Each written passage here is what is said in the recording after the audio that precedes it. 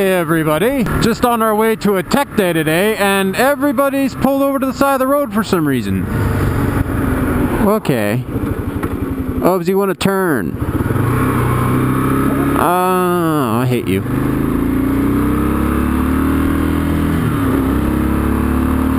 So, I am the only fabricator at a very small company of about 30 people.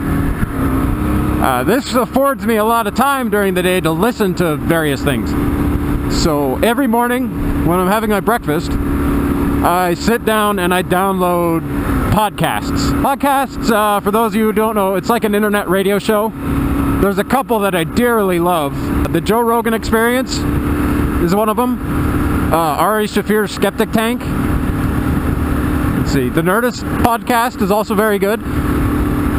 They kind of run the gamut from, especially the Joe Rogan podcast. It's sometimes it's political or philosophical and various other things. It's really quite interesting. Ari Shaffir's usually humorous, but it also has some more serious topics relating to, Holocaust survivors, things like that. There are some motorcycle-related ones that I listen to. I really love the Pace podcast. It is quite good. What's the other one with Cafe Racer podcast is also quite good. And the Motorific podcast. All those are great motorcycling-related podcasts. They're very enjoyable. The great thing about podcasts is they really are the last form of true free speech. Well, podcasts and internet video. But they can say what they want. Many of them, if they have commercials, they're at the beginning, like the Joe Rogan podcast. He does his sponsors right at the beginning, and then proceeds to have a 3-hour plus conversation with someone. What are you doing, bicyclists? Making me nervous, that's what you're doing. And then he proceeds to have a 3-hour discussion with whoever the guest is, and really get to the bottom of various topics.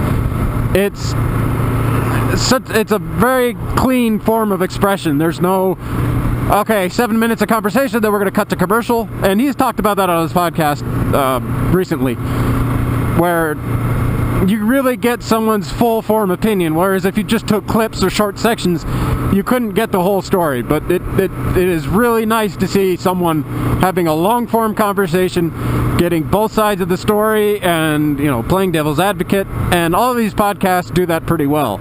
Podcasts range in length from, podcasts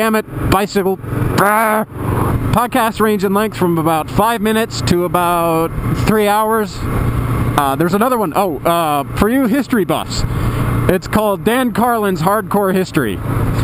And it is, some of these episodes are 4 or 5 hours long.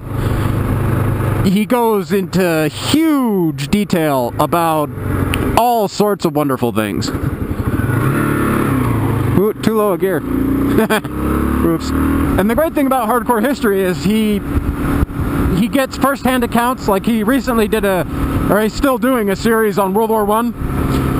And he's got first-hand accounts from the generals and from men in the trenches. And he really gives you, just through his vocabulary and his pacing and his pentameter, his rhythm, the way he speaks, he really gives you a sense of the moment. He focuses on moments in history and not, dates. He'll still throw out the dates, when this happened, when that happened, but overall, you still get a real sense of that moment, of what that person was feeling at that time. It's the emotional, the physical, the living side of history that he shows you that's just so powerful. And it's fantastic to listen to. It's a shame that he doesn't produce them more often, but there's an enormous amount of work that he puts into these. They're absolutely wonderful. So if you would like to listen to some podcasts, all you really need to do is Google. You can come up with, literally, there's hundreds of them, thousands even. Again, some of the really great ones. Joe Rogan, Ari Shaffir. Oh, I forgot to mention Greg Proops. Greg Proops has a stupendous podcast. It's funny, it's informative, it's political, it's hugely entertaining. The Motorific podcast, the Pace, Cafe Racer podcast. The Nerdist podcast with Chris Hardfield.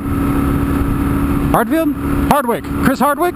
It's just fantastic, and you really should check it out. Anyway, if you like these videos, like, subscribe. We'll see y'all later. Goodbye.